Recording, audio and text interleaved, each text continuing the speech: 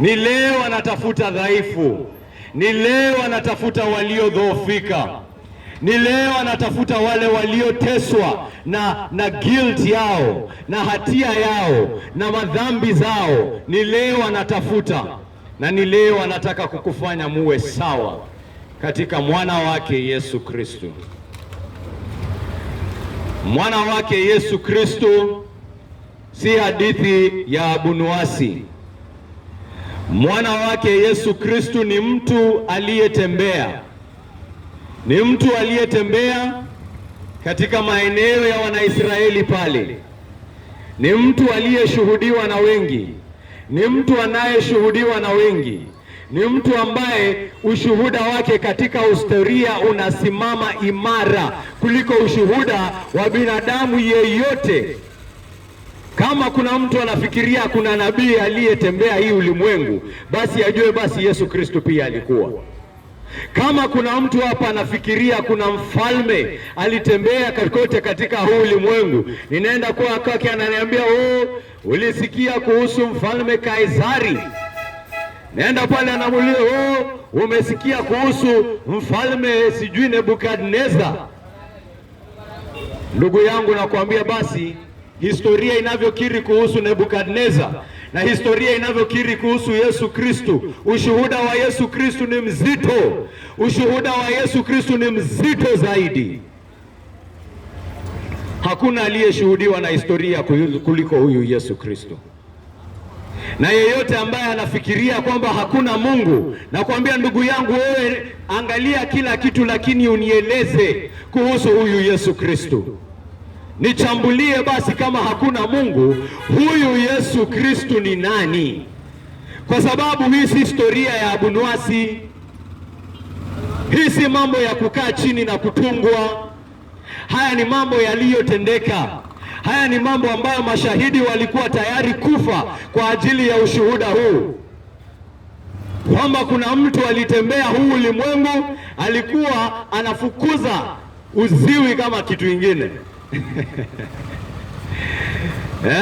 Uziwi hausimami mbele yake, uwete hausimami mbele yake, magonjwa hayasimami mbele yake,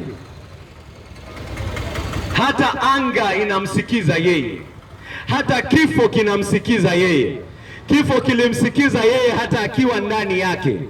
Kifo kilijaribu kummeza huyu mtu, kikammeza na kikakaa na yeye siku 3.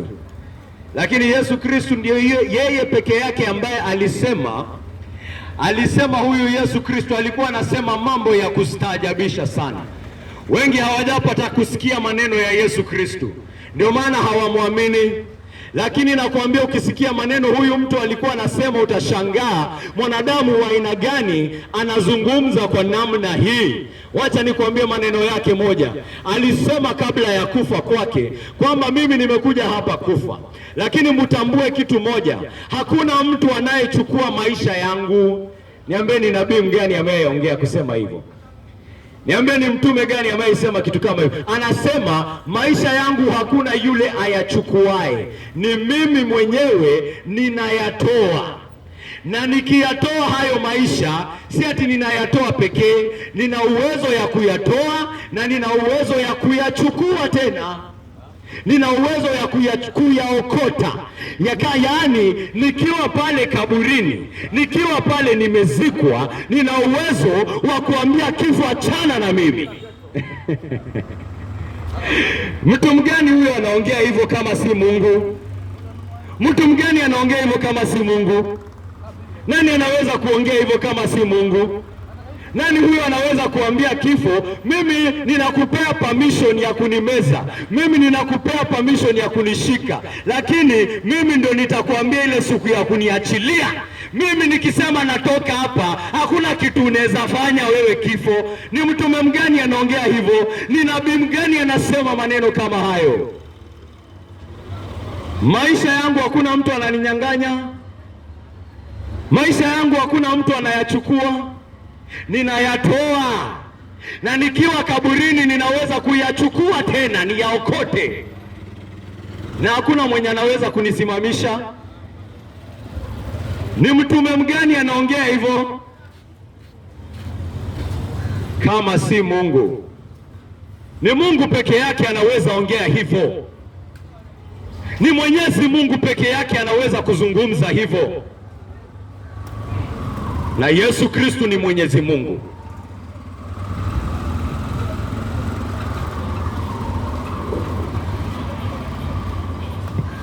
Ndio maana wengi hawawezi kumwamini. Hawajasikia mambo alikuwa anasema. Na kuambia siku ya leo, wewe tambua, kama unamkataa Yesu Kristo, ni Mwenyezi Mungu unamkataa.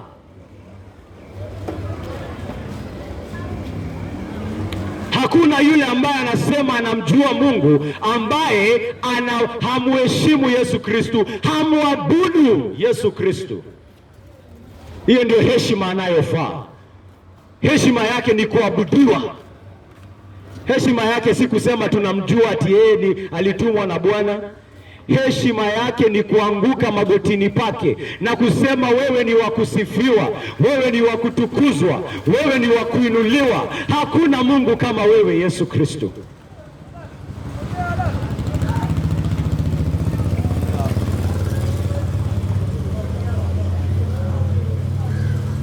Aliyeshuka kuokoa ulimwengu ni Mungu mwenyewe. Aliyeshuka kuokoa wanadamu kutoka chuki yao ni Mungu mwenyewe. Aliyeshuka kuokoa wanadamu kutoka ukatili wao ni Mungu mwenyewe. Nani ataweza kudeal na hizi mashida za dunia? Nani? Kuna nabii anaweza tu muadil na zile vita zinaendelea ulimwenguni? Kuna nabii anaweza kutumwa kudeal na ile mambo inaendelea katika mafamilia? Yale mambo watu wanafanyia mafamilia zao, kuna nabii anaweza kudeal nayo? Manabii wametumwa wangapi? Wametumwa wangapi?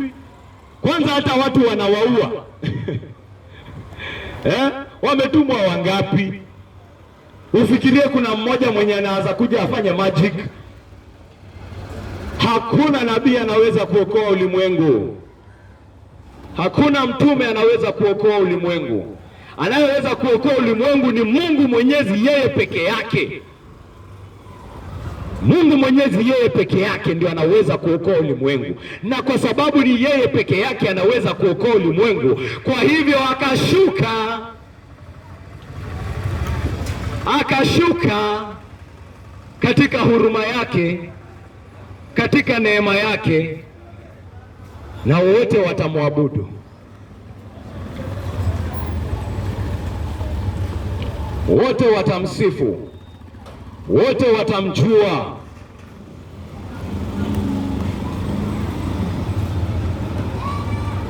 Ilipokaribia katikati ya sikukuu, nasoma kutoka kitabu cha Yohana mlango ni wa 7.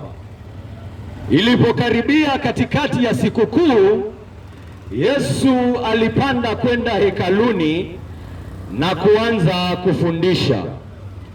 Wayahudi wakastaajabia mafundisho yake, wakasema, mtu huyu amepataje kujua mambo haya bila kufundishwa? Yesu Kristo ameenda katika sikukuu, ako pale Yerusalemu, kuna umati, watu wako pale.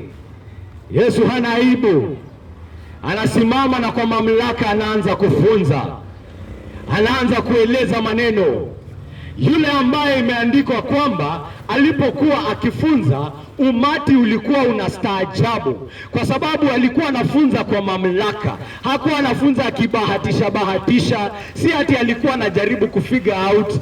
Alikuwa anafunza kama mtu anajua kitu anasema. Hadi inaandikwa jinsi ambavyo alikuwa anafunza ilikuwa na tofauti kubwa sana na walimu wa Israeli. Hadi Wanaisraeli wanasema walimu wetu hawafunzi kama huyu jinsi ambavyo anafunza kama mtu mwenye mamlaka. aliyefunza kama mtu mwenye mamlaka, ndio tunawasomea maneno yake hapa, na ujue akiyasema hayasemi akibahatisha. Akisema ninatoa maisha yangu, hasemi kama amejificha. Anasimama hapa Majengo, anawaambia watu wa Majengo, mnaniona mimi ni mwili na nyama, ndiyo, sio? Lakini wacha niwaambie, mimi maisha yangu si, hakuna mtu ananinyang'anya. Mimi maisha yangu ninayatoa, na nina uwezo katika kaburi kuyachukua tena. Huyo ninawaambia ndio mjue mimi nina mamlaka ya aina gani. Mimi nina mamlaka ya kiungu. Nakwambia, mtu akisikia hiyo, kama hawezi muamini, hata hawezi sema huyo ni mwalimu mzuri. Mwalimu mzuri mgani huyo anasema ana nguvu wakati yako kaburini? Wangapi wamesifiwa, wangapi wametukuzwa? Lakini siku hizi watu wakitaka kuenda kushirikiana nao, lazima waende kwa makaburi yao. Wanaenda kwa makaburi yao pale kuomba, kwa sababu walimezwa na kifo na wakabaki pale. Walimezwa na kifo na wakabaki pale. Manabii wangapi wamemezwa na kifo? Hata Musa yuko kaburini leo, hata Daudi yuko kaburini leo. Mtume mgani huyu hayuko kaburini leo? Ila yule aliyechukuliwa na Bwana. Akimezwa na kaburi anabaki pale, na yuko hapo hadi leo. Watu wakitaka kushirikiana na yeye waende kwa kaburi yake. Kama unaweza shirikiana na maiti,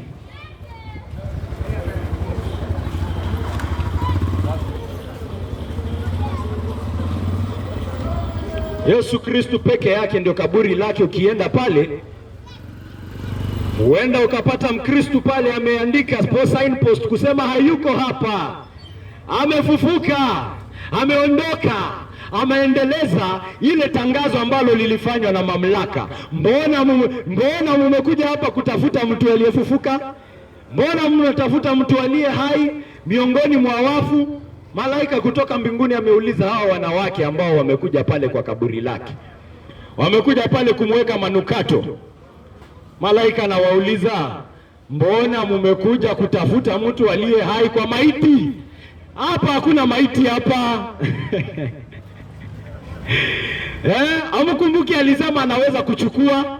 Si amechukua venye alisema? Si alisema atafufuka siku ya tatu? Ama hamkusikia? Hamkumwamini? Mlifikiria ana chizi, mlifikiria amerukwa na akili akiwaambia amekuja kufa na baada ya kufa atafufuka. Si aliwaambia? Hii si jambo jipya.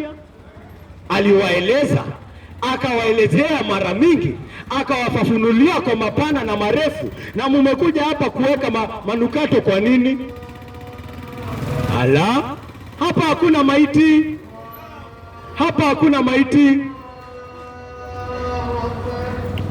Tutaweka hapo kwa kaburi ya Yesu kusema hapa hakuna maiti.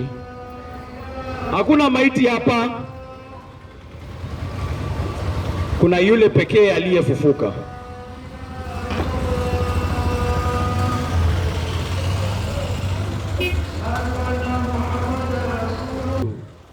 Akawajibu,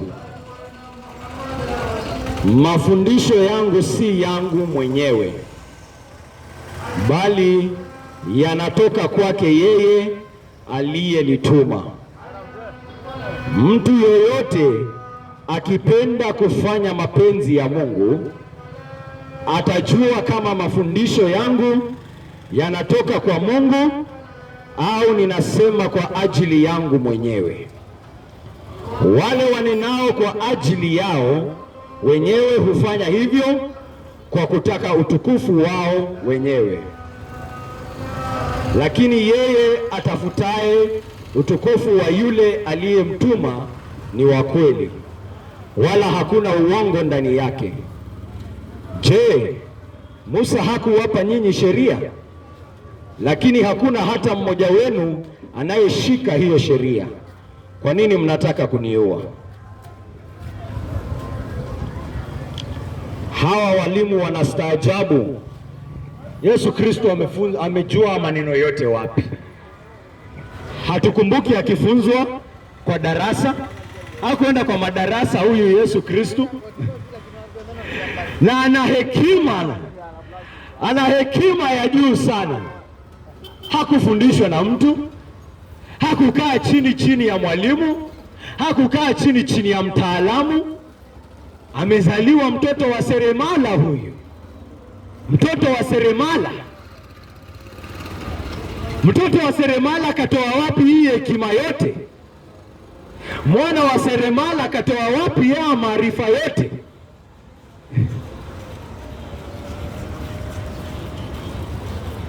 Mwana wa seremala anazungumza mao kwa mamlaka. Mwana wa seremala anaponya magonjwa. Mwana wa seremala anaamrisha kifo.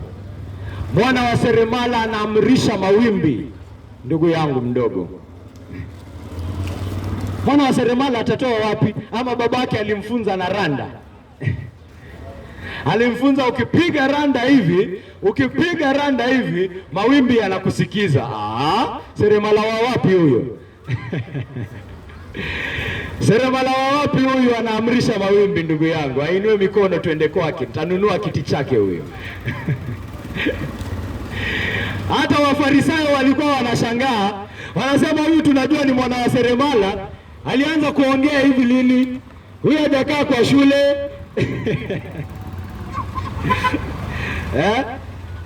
Yesu Kristo anawaeleza, naona mnashangaa nimefunzwa wapi? Wacha niwaeleze, wacha nikueleze hapa siku ya leo. Anasema mafundisho yangu si yangu mwenyewe, bali yanatoka kwake yeye aliyenituma.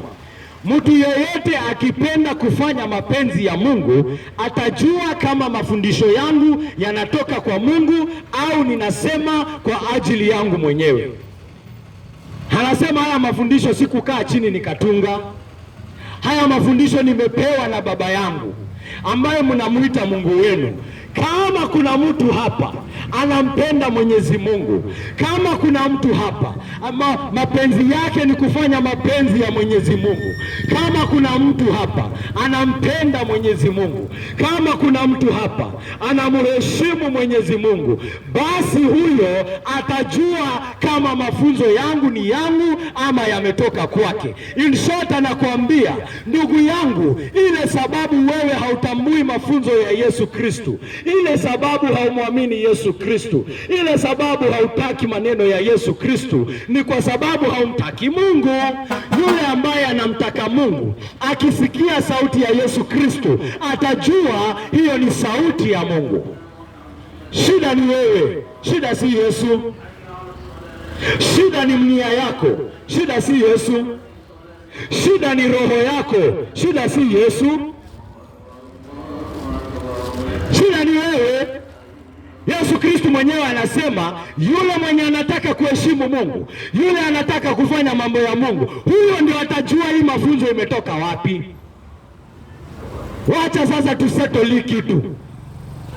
Yule ambaye anachukia haya maneno ajue ni kwa sababu anachukia Mungu. Usijidanganye na kusali kwako, usijidanganye na kutoa zaka yako. Na kuambia ndugu yangu, kama maneno ya Yesu Kristo hayaingii kwa roho yako, kama maneno ya Yesu Kristo hayakuchomi moyoni, kama maneno ya Yesu Kristo hayawashi nuru katika roho yako, ni kwa sababu hautaki Mungu.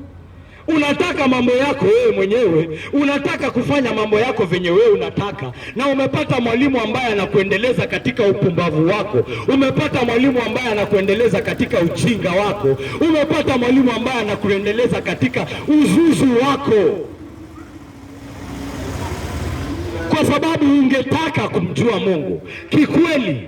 Haya maneno ya Yesu Kristo haungeyapitia hivi hivi. Useme ati nani huyu anaongea anasema anaweza kufufuka? Nani huyu anaongea anasema anaweza kufufuka? Nani huyu anasema ako na nguvu juu ya kifo? Nani? Ni nani? Ungejiuliza, kwa sababu nyinyi wenyewe mnashangaa. Nyinyi wenyewe mnajiuliza, huyu jamaa seremala huyu ametoa wapi mamlaka kuongea hivi? Huyu jamaa seremala huyu ametoa mafunzo wapi? Seremala mwenyewe anakuambia kama unamtaka Mungu, kama unamjua Mungu, basi utajua haya maneno yametoka wapi. Utajua. Sitahitaji kukueleza, sitahitaji. Yule anayemtaka Mungu atajua hii maneno imetoka wapi. Shida yako ni haumtaki Mungu. Hiyo ndio shida yako.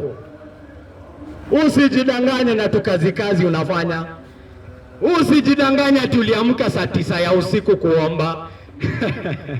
Usijidanganye ati hiyo ndio inaonyesha unamtaka Mungu. Nakwambia Yesu Kristo mwenyewe anakupea test. Unaenda kwa daktari unasema najisikia joint inauma, nasikia kichwa inauma. Daktari, ninafikiria niko na malaria. Daktari anakuambia sawa sawa, anatoa hapa test ya malaria, anasema wacha nichukue damu, nikiweka hapa, ikiinteract, ikishikashika hivi, kama ni malaria itaonyesha hii rangi, kama hauna malaria haitageuka rangi. Unaweka hapo damu yako, kidogo kidogo inageuka rangi, anakuambia hiyo ni malaria ndugu yangu hiyo. Hiyo ni malaria ndugu yangu. Yesu Kristo anakupea test pia ya malaria hapa. Anakuambia ndugu yangu, kama unataka kujua kama unampenda Mungu, hii ndio test. Maneno yangu yanapokuja kwako, maneno yangu yanapohubiriwa, maneno yangu yanapotangazwa, unapoyasoma maneno yangu mahali fulani, je, unayasikia? Je, unasikia ujumbe wao? Je, inakuchoma moyoni? Je, inaangaza nuru katika roho yako? Kama inaangaza nuru katika roho yako, kama unaona hii kitu imetoka wapi, basi naona kweli ni Mungu unatafuta. Lakini kama unasikia hii maneno na unasikia ujinga na unasikia upumbavu na unasikia hakuna kitu hapa, ndugu yangu, acha nikwambie, ni kwa sababu hakuna Mungu unataka. Hata uwe unasali mara ngapi, hata uwe unasali mara ngapi, na maneno ya Yesu Kristo hayana maana kwako, ndugu yangu, acha nikwambie, malaria yako imetoka positive. Hakuna Mungu unataka. Hakuna Mungu unataka. Wewe unataka mambo yako wewe mwenyewe. Wewe ni kujisifu, unajisifu wewe. Ni sifa zako unatafuta. Ni utukufu wako wewe mwenyewe unatafuta. Ukidanganya, mimi mtu wa dini, hawani venye ninafunga. Ninafunga kama kitu ingine. Hawani venye ninasoma, ninajua kusoma vibaya sana. Ndugu yangu, acha nikuhakikishie siku ya leo, kama maneno ya Yesu Kristo hayakutikisi ndugu yangu, ni kwa sababu hakuna Mungu unataka. Ni kwa sababu hakuna Mungu unapenda. Ni kwa sababu hakuna Mungu unaheshimu. Hata ujidanganye aje ndugu yangu. Si maneno yangu hayo, maneno ya Bwana wa mabwana, maneno ya yule aliyeshinda kifo, maneno ya yule ambaye aliyefufuka, maneno ya yule aliye hai.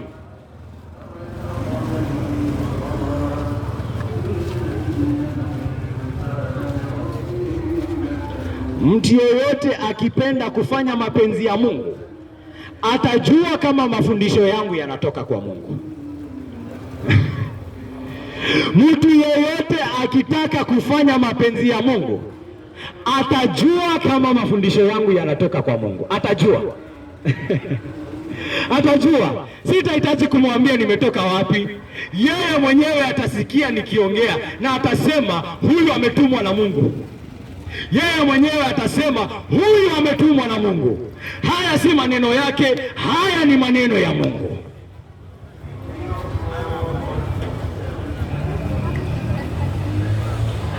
Mtu yeyote akipenda kufanya mapenzi ya Mungu atajua kama mafundisho yangu yanatoka kwa Mungu au kama ninasema vitu zangu tu.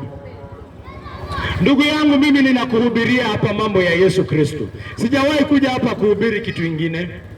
Ninahubiri neno la Mungu hapa tu. Na mimi ninakuhakikishia hapa, Mungu mwenyewe amesema hili neno ni kama upanga. Amesema hili neno ni kama moto. Kwa hivyo ninasema tena na ninakuambia leo, kama yule aliyetumwa na Yesu Kristo kukutangazia maneno yake, kama maneno haya ya Yesu Kristo yanakuja kwako na wewe unaongea pumbavu tu, unasema uongo, ni kwa sababu hakuna Mungu unajua. Ni kwa sababu hakuna Mungu unajua, na hakika itaonekana katika tabia zako, kwa sababu unaona hata tabia za watu kama hao, hizo ni tabia za watu wanamjua Mungu.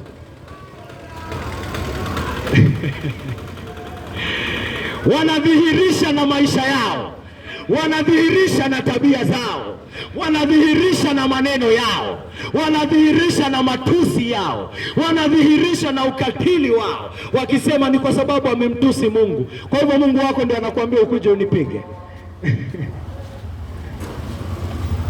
Huyo ni Mungu wa wapi huyo?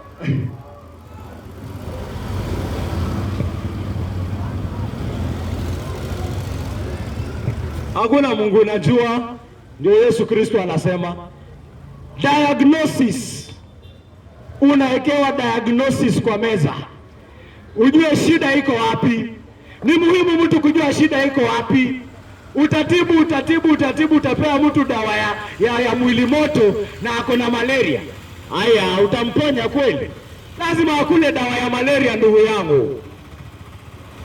Lazima akule dawa ya malaria. Unamwambia lazima ufunge, lazima usali, lazima uamke saa 6 ya usiku, lazima ufanye hii, lazima ufanye hilo. Ndugu yangu, diagnosis iko wapi? Mimi ni Yesu Kristo anakuambia diagnosis ndio hii. Hakuna Mungu unataka, ni Mungu hautaki. That is the problem. You do not want God. You hate God.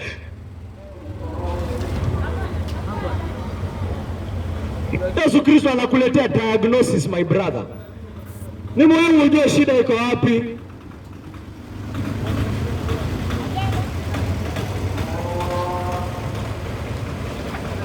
Wale wanenao kwa ajili yao hufanya hivyo kwa kutaka utukufu wao, lakini yule anayetafuta utukufu wa yule aliyemtuma ni wa kweli, wala hakuna uongo ndani yake. Anasema na mjue kama mimi ni shahidi wa Mungu. Kama ninaongea kama shahidi wa Mungu, basi mjue mimi ni mkweli.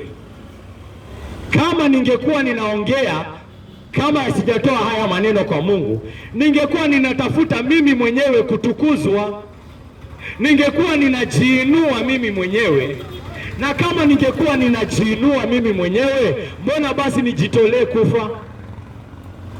Kama ningekuwa nimekuja hapa mission, yani nataka watu, ninataka supporters, ninataka kupigiwa makofi, ninataka kusifiwa na watu, kama hiyo ndio ingekuwa mission yangu, mbona nijitolee kufa? Lakini kama nimefanya kitu ambacho nimetumwa kufanya, mjue basi mimi ni wa kweli. Na mjue ninawaambia ukweli, ninawatangazia ukweli, ninawahubiria ukweli, ninawafunza ukweli, ninawaonyesha ukweli, ninawaashiria ukweli, ambao bila ukweli huo mtapotea. Mtapotea. Ndugu yangu, ukweli ni muhimu. Ukweli ni muhimu sana. Ukweli ni muhimu. Ukweli ni muhimu sana.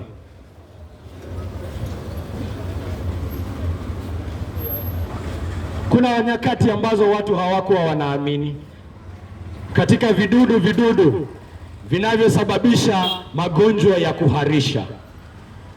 Watu hawakuwa wanaamini. Wanaambiwa osheni mkono, osheni mkono. Hii kolera itasimama watu wakiosha mkono, waoshe chakula. Umati mzima unasema huo ni ujinga. Umati mzima unasema ni upumbavu. Lakini swali ni nini ndio ukweli?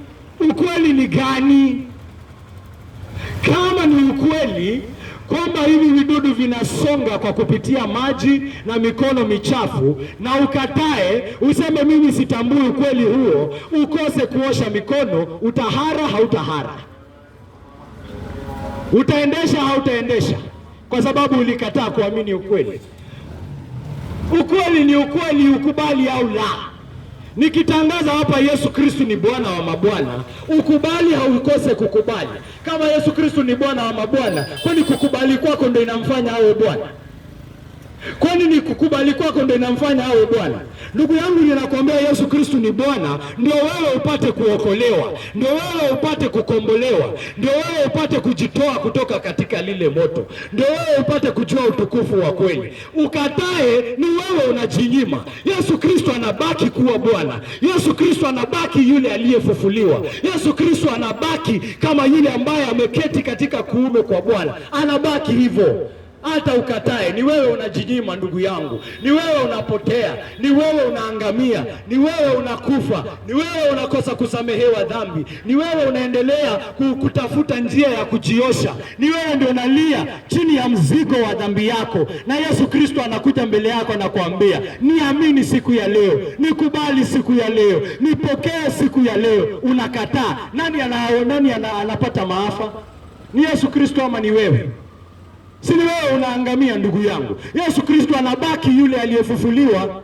Kwa neema yake anatuma watumishi wake, kwa neema yake anatuma wahubiri wake, wakuje wakuite, wakuje wakulilie, wakuje wakuambia ndugu yangu usikufe, ndugu yangu mbona unataka kufa, ndugu yangu mbona unataka kuangamia. Huo moto si wa kuchezea ndugu yangu, ndugu yangu.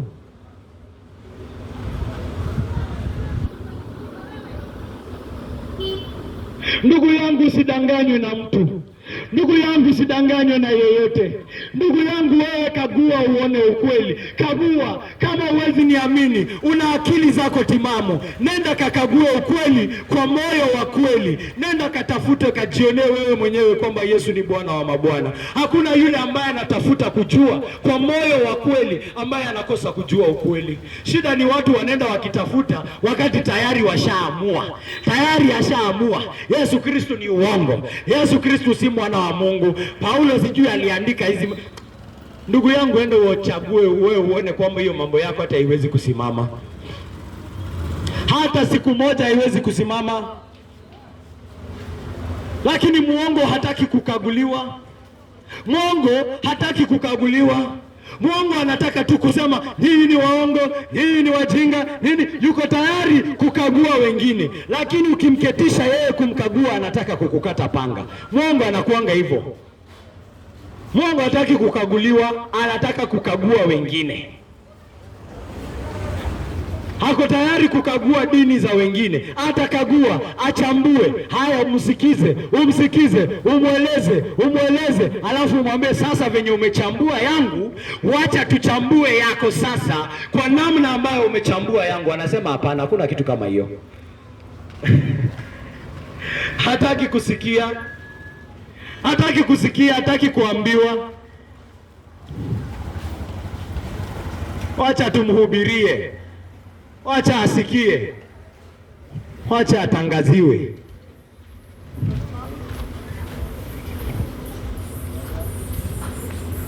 Pengine Mungu atamjalia kutubu kwa upumbavu ambao amekuwa akisema.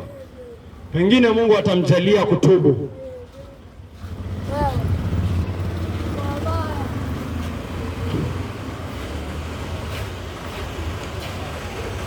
Je, Musa hakuwapa ninyi sheria? Lakini hakuna hata mmoja wenu anaweka sheria. Kwa nini mnataka kuniua? Musa hajawapa sheria. Si mnasema mnaamini Musa? Si mnasema mnaamini Musa? Na Musa aliwapea sheria, aliwapea Torati, sio? Mnaweka hiyo Torati. Hata mimi ninasimama hapa mbele yenu, si mnataka kuniua. Na Torati yenyewe inasema nini? Msiue. Torati inasema usiue. Wengine wanasema wanaamini Torati ambao hawajawahi kusoma. Waambia ndio naamini Torati. Torati gani? Niletee nisome. Hajawahi soma Torati. Hajui Torati iko wapi, anasema anaamini Torati ambayo hajawahi soma. Torati iko hapa kwa kitabu, kwa Biblia. Nenda kaisome. Nasema usiue. Nasema usizini. Inasema usikuwe shahidi wa uongo. Nasema si wewe ni shahidi wa uongo wewe. Si wewe ni muongo wewe. Na mimi ninakuja hapa ninakueleza ukweli kwamba unahitaji wokovu. Unasema utaokolewa na Musa. Musa alikwambia usizini na wewe unazini wewe. Sasa utaokolewa na nani? Kwa sababu Musa hawezi kuokoa. Musa atakwambia nilikwambia usizini na wewe ukienda na uzinzi wako. Mwingine ametoka kusali, unaona venye amefanya.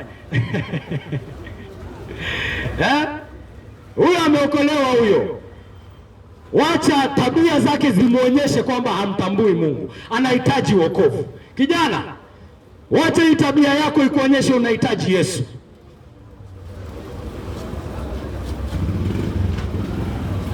Uone kwamba unaangamia, unaenda mbinguni gani? Na matusi ya hiyo haina kijana mdogo kama wewe.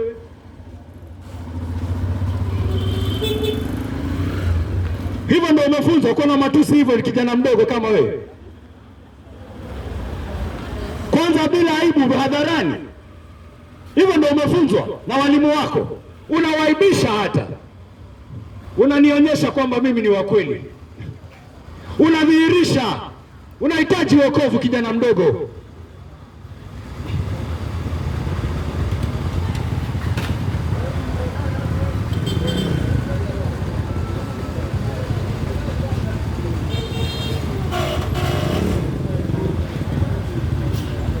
Musa atakuokoa aje? Musa atakuokoa kivipi? Musa alikwambia nini? Alikwambia nenda katusitusi wahubiri. Musa hawezi kukuokoa. Unasema unaamini Musa?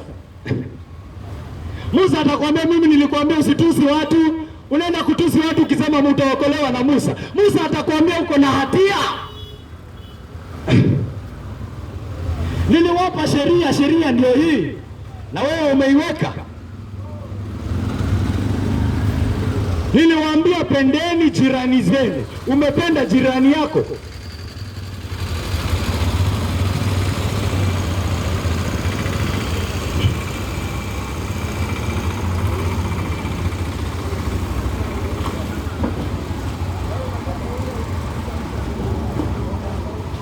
Umependa jirani yako.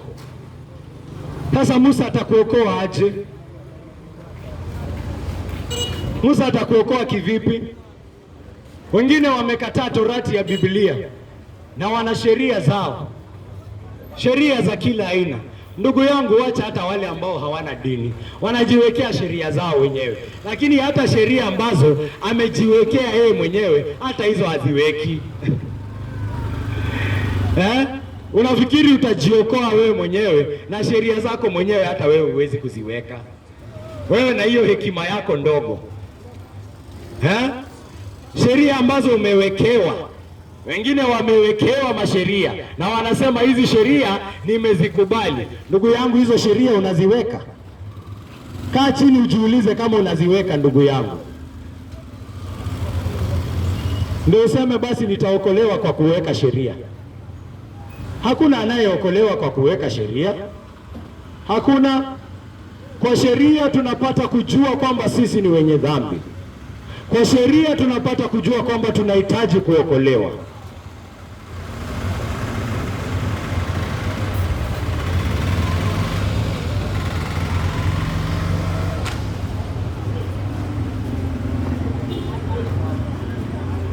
Ule umati wa watu ukamjibu, wewe una pepo mchafu, ni nani anayetaka kukuua? Kama wanavyosema wengi hapa. Nasema huyu mhubiri ako na pepo mchafu huyu. Huyu mhubiri amerukwa na akili, au sio? Ujue walisema hivyo kuhusu Yesu Kristo pia. Hata Yesu Kristo akiwaongelesha walisema nini? Amerukwa na akili huyu. Huyu ana pepo mchafu huyu. Ndugu yangu, ndio ujue maneno ya Yesu yanaendelea kufanya kazi hadi siku ya leo. Yanaendelea kufanya kazi hadi siku ya leo. Na yule atangazaye maneno ya Yesu Kristo, kama bwana wake aliitwa pepo mchafu, awe tayari hata yeye kuitwa pepo mchafu. Kama bwana wake aliambiwa amerukwa na akili, hata yeye awe tayari kuambiwa amerukwa na akili, kwa sababu anaeleza watu ukweli. Anaeleza watu mambo jinsi yalivyo. Awe tayari.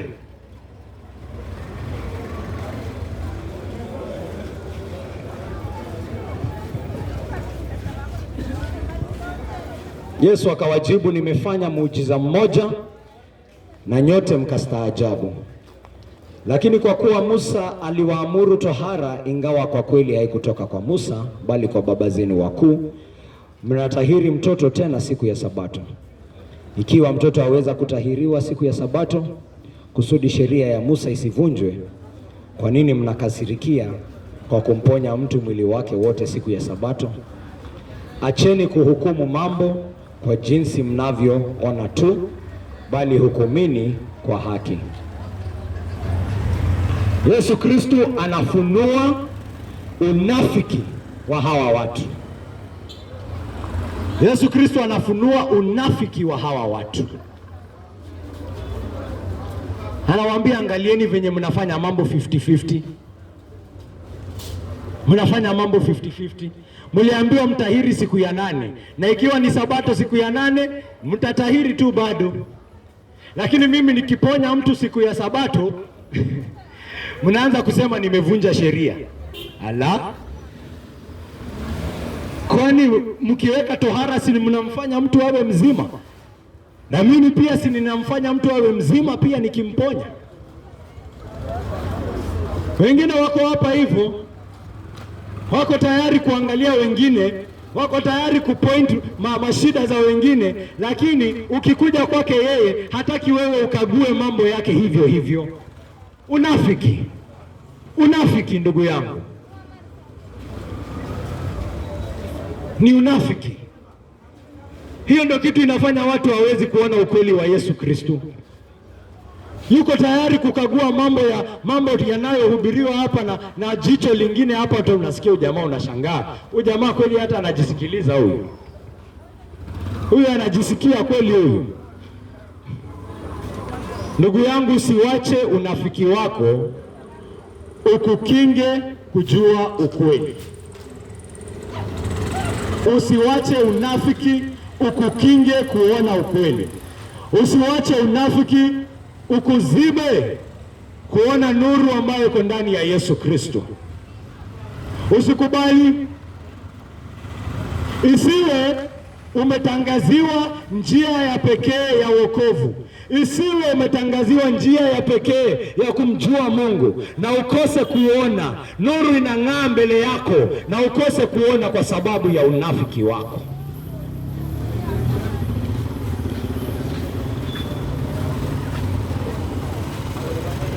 Ukiamua unatafuta ukweli, unatafuta ukweli na moyo wa kweli. Ukiamua unakagua mambo kwa kweli, unakagua na moyo wa kweli. Si ati unakagua ukitafuta kuangusha mtu. Wengine unaongea na wao, unajaribu kujadiliana na wao, unaona huyu mtu hana interest yoyote kujua ukweli, hataki kujua ukweli. Tayari ametosheka mali yako. Mali yako ako sawa. Sasa yeye biashara yenye yako ni kuangusha wengine. Hiyo ndio biashara yenye yako. Biashara ya kuangusha watu wengine. Na ako tayari hata kudanganya. Ako tayari hata kudanganya. Uongo, hata ako tayari kutumia uongo. Ako tayari kutumia kisu. Ako tayari kutumia upanga ili kudanganya watu waingie katika uongo wake. Ako tayari.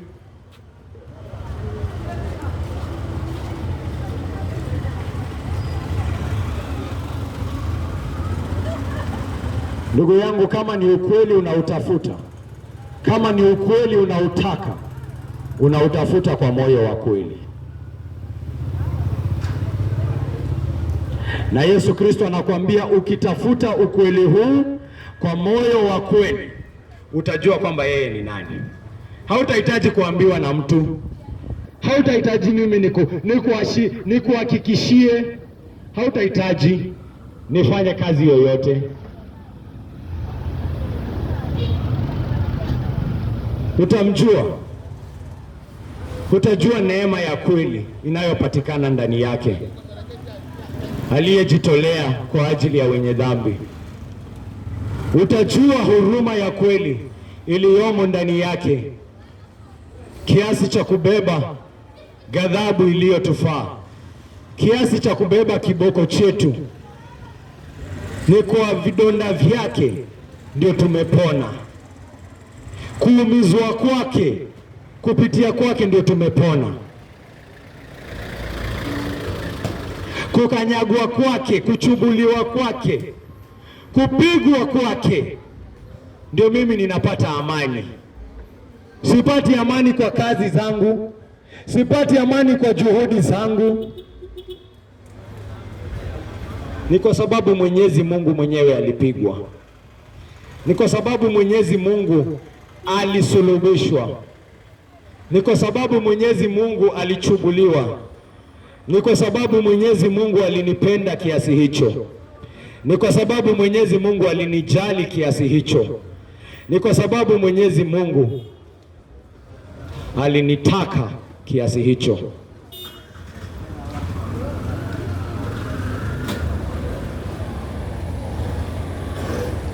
Mwokozi alisulubishwa, Mwokozi Yesu alifaa, Mwokozi hakuwa na kosa, ni kwa ajili yangu na wewe tuokoke. Mwokozi alisulubishwa, Mwokozi Yesu alifaa, Mwokozi hakuwa na kosa, ni kwa ajili yangu na wewe tuokoke. Ni kwa ajili yangu na wewe tuokoke. Ni kwa ajili yangu na wewe tuokoke.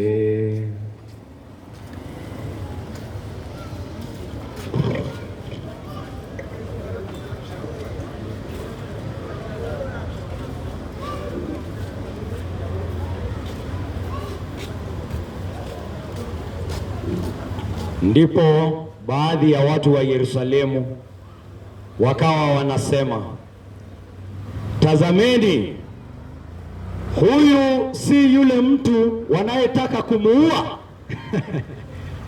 Si tunajua wanataka kuua huyu Yesu, si ni yeye ako hapa anafunza mbele ya umati? Mbona yuko hapa anazungumza hadharani na wala hawamwambii neno lolote? Je, inawezekana viongozi wanafahamu kuwa huyu ndiye Kristo? Tunafahamu.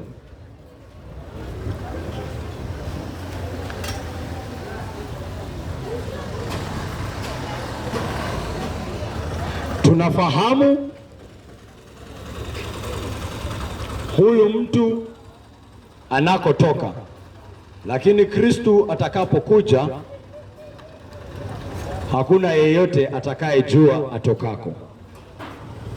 Kuhubiriwa kwa Yesu Kristo iko na effect. Kuhubiriwa kwa Yesu Kristo katika nguvu za Roho Mtakatifu ambaye yuko hai na anaendeleza kazi ya Yesu Kristo ulimwenguni hadi siku ya leo. Anafanya kazi. Wengine watakaa chini wajiulize, vile ninaona vile hii huduma ya huyu mtu inaendelea, inawezekana kweli yeye ni Kristo? Wengine wanaanza kuuliza maswali, sijui Yesu Kristo akikuja tutajua ametoka wapi? Na Yesu Kristo anasisitiza tena, anawaambia. Ndipo Yesu akaendelea kufundisha hekaluni akisema, ninyi mnanifahamu na kujua nitokako. Mimi sikuja kwa ajili yangu mwenyewe, bali yeye aliyenituma ni wa kweli, na nyinyi hamumjui. Mimi namjua kwa kuwa nimetoka kwake, naye ndiye alinituma. Ndipo wakatafuta kumkamata, lakini hakuna mtu yeyote aliyedhubutu kumshika, kwa sababu saa yake ilikuwa bado haijawadia. Nao watu wengi wakamwamini, wakasema, je, Kristo atakapokuja atafanya miujiza mikuu zaidi aliyoifanya mtu huyu? Yesu Kristo aliwaambia tena, shida ni ile ile. Yule ambaye ninamhubiri, yule ambaye ninamtumikia, Yule ambaye ninajaribu kuwarudisha kwake, shida ni nyinyi hamumjui. Mungemjua, mngenijua nimetoka wapi. Mnasema mnajua nimetoka wapi, mnasema nimetoka Nazareth. Lakini basi yule ambaye amenituma, kwa sababu sijakuja hivi hivi, nimekuja na lengo, na lengo limetoka kwa Baba. Ni vile huyu Baba ambaye amenituma hamumjui. Mnasema mnamjua Mungu, lakini ninawaambia maneno yake. Mimi pia ninawaambia ninamjua Mungu, na jinsi ambavyo ninamjua Mungu, ninamjua kwa jinsi ambayo, kwa namna ambayo hakuna mwanadamu anamjua. Mimi nimemuona kwa sura. Mimi ninajua utukufu wake, na ni utukufu wake ninawatangazia.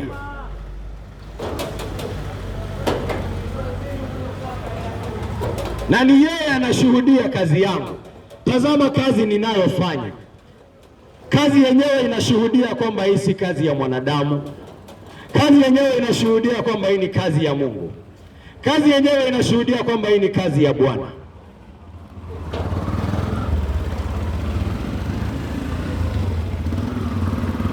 Hata wengine wanakaa chini wanauliza, wanasema, hata tuseme basi yeye si Kristo, tuseme yeye sio Masia, tuseme si yeye aliyeahidiwa atakuja.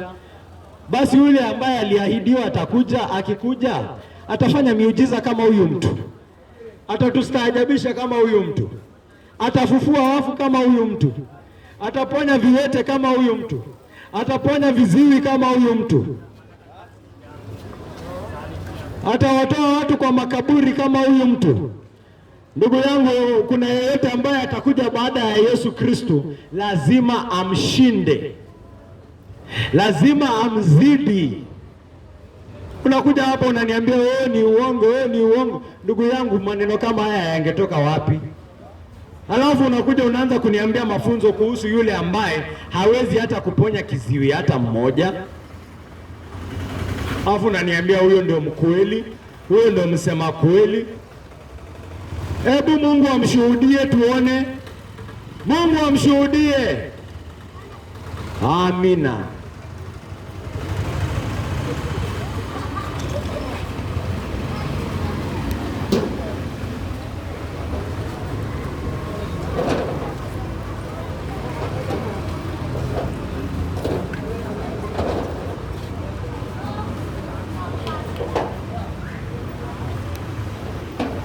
Amina dada yangu, amina.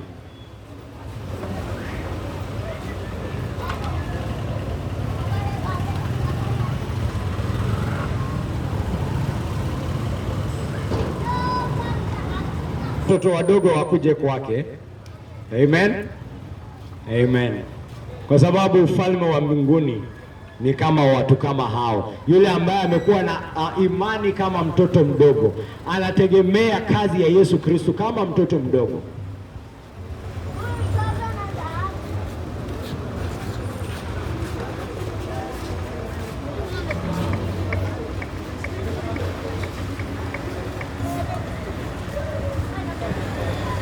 Haya, shika hii.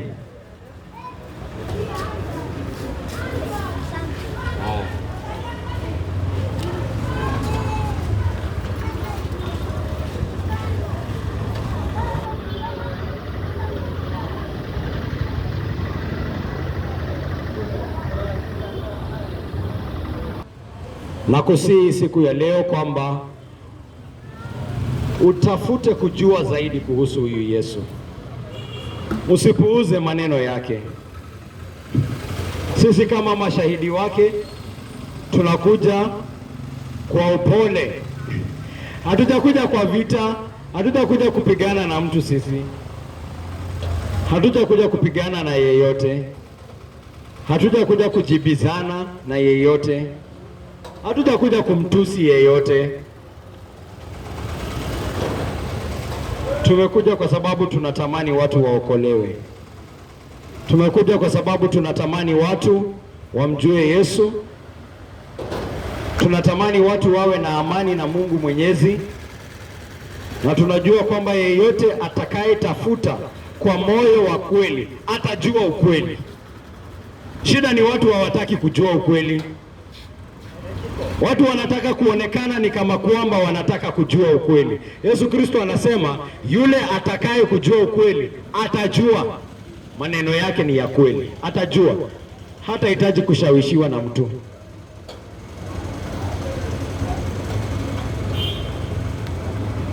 Dhamiri yake itashuhudia.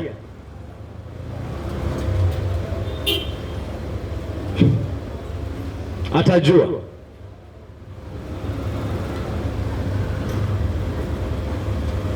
Naomba watu watafute kujua tu na moyo tu. Hata anza tu na moyo wa curiosity. Sema hai, kama hili jambo ni la shetani hivi, mbona likafanya hivi nini? Nenda kaangalie tu, kajitazamie, ukaona, ndio useme hakika mahubiri ya Wakristo ni mahubiri ya kishetani. Enda tu kajionee wewe mwenyewe. Nenda kajionee. Umeambiwa mahubiri ya Kikristo ni mahubiri ya kishetani, umeambiwa mahubiri ya Kikristo ni mahubiri ya uongo. Kagua tu kivyako tu, space yako, pace yako. Kagua tu kwa upolepole, kwa utaratibu. Tazama kwa lengo la kujua ukweli na kufunua uongo wa Ukristo. Funua uongo wa Ukristo. Funua, jionee uongo wake. Ndio ukikuja kwangu na niambia, wacha nikuonyeshe kwamba haya mambo yako ni ya uongo. Unakuja tu na nakaa chini na kusikiliza, na wewe unaniambia kweli kweli hakuna kitu hapo. Uniambia unaona hakuna kitu kwa Ukristo, hakuna. Niseme kweli umemake point. Niachane na Yesu wangu kwa sababu wewe umepata ukweli. Naomba tu ufanye hivyo. Naomba ufanye hivyo. Watu watafute ukweli kwa moyo wa kweli.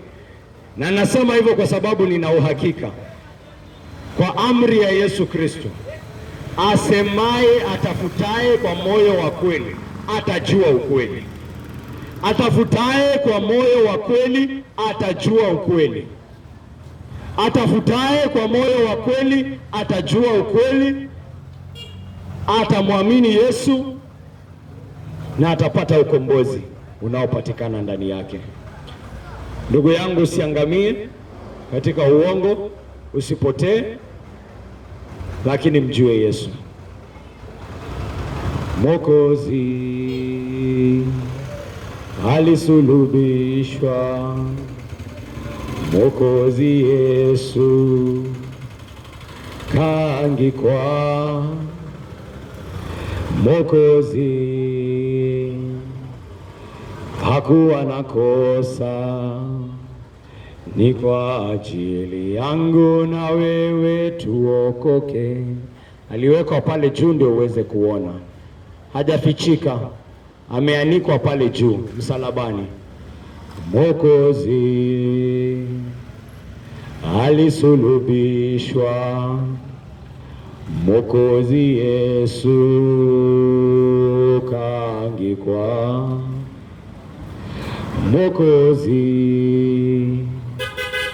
hakuwa na kosa, ni kwa ajili yangu na wewe tuokoke. Ni kwa ajili yangu na wewe tuokoke. Ni kwa ajili yangu na wewe tuokoke. Mwenyezi Mungu aliye juu, tunakushukuru, tunakutukuza kwa sababu hakuna Mungu kama wewe. Asante sana kwa kutufunulia ukweli wako katika neno lako. Na asante sana kwa kutudhihirishia ukweli wako kupitia Roho wako Mtakatifu, anayefunua maandiko, anayeonyesha ukweli wake, anayedhihirisha haki yake. Mungu wangu na Mungu Baba, kwa hii yote tunakushukuru. Asante kwa kufunua wokovu wako katika Yesu Kristo mwanao. Asante kwa kutuita kwake. Asante kwa kutuweka ndani yake. Asante kwa kutuweka tukisimama imara, ingawa sisi ni waovu Mungu wangu, ingawa sisi ni watenda dhambi Mungu wangu, ingawa sisi tumeanguka Mungu wangu, lakini Mungu Baba, kwa neema yako umepata kutuweka imara, kwa sababu mwana wako alikufa, kwa sababu mwana wako alisulubishwa, na kwa sababu alifufuka siku ya tatu. Na kwa hii yote tunakushukuru Mungu Baba. tunachukua hii miili yetu na tunaitoa kwako Mungu Baba kama dhabihu Mungu Baba. Mungu Baba, tunaomba kwamba utapokea dhabihu ya hii kazi Mungu wangu. Tunaomba Mungu Baba, tumetumia midomo yetu kulingana na mapenzi yako kutangaza ukweli wa mwana wako Yesu Kristo. Mungu Baba, jina lako litukuzwe kwa uwezo huu, kwa sababu si jambo la rahisi Mungu wangu. Tumetumia wakati wetu Mungu Baba kulingana na mapenzi yako Mungu Baba, tukijaribu kuwasaka wengi ambao hawajamjua Yesu, tukijaribu kuwashika wengi Mungu Baba ambao wanaangamia, tukijaribu kuwanyaka wengi Mungu Baba ambao wanapotea na wanaenda kuzimu Mungu wangu. Mungu wangu, usiwache hii kazi ambayo tumefanya, hii dhabihu ambayo tunaiweka miguuni pako Mungu Baba, usiache Mungu Baba iende kibatilifu Mungu wangu. Usiipuuze Mungu wangu, usiidharau Mungu wangu, lakini chukua dhabihu hii Mungu Baba na uitumie Mungu wangu. Neno lako ndilo ambalo tumelitangaza Mungu wangu, neno lako ambalo mwenyewe Mungu wangu umesema kwamba unalitazamia ili kuhakikisha linafanya kazi ambayo umeituma kufanya Mungu Baba. Kwa hivyo tunajua tuna uhakika kwamba kuna lengo Mungu Baba, kwamba wewe ulikuwa nayo katika kuhifadhi maneno haya, ulikuwa na malengo yako katika kuyahifadhi, ulikuwa na malengo yako katika kutuongoza kuyahubiri Mungu wangu. Mungu Baba, basi tunaomba kwamba utayachukua maneno haya Mungu wangu na utayatumia kulingana na uwezo wako, kulingana na mapenzi yako Mungu Baba, kumwokoa mwenye dhambi mmoja anayepotea siku ya leo na kumleta katika furaha inayopatikana peke yake katika msalaba wa Yesu Kristo. Na kushukuru Mwenyezi Mungu na nakutukuza. Naomba yote katika jina takatifu la Yesu Kristo aliye Bwana na mkombozi wetu. Amen.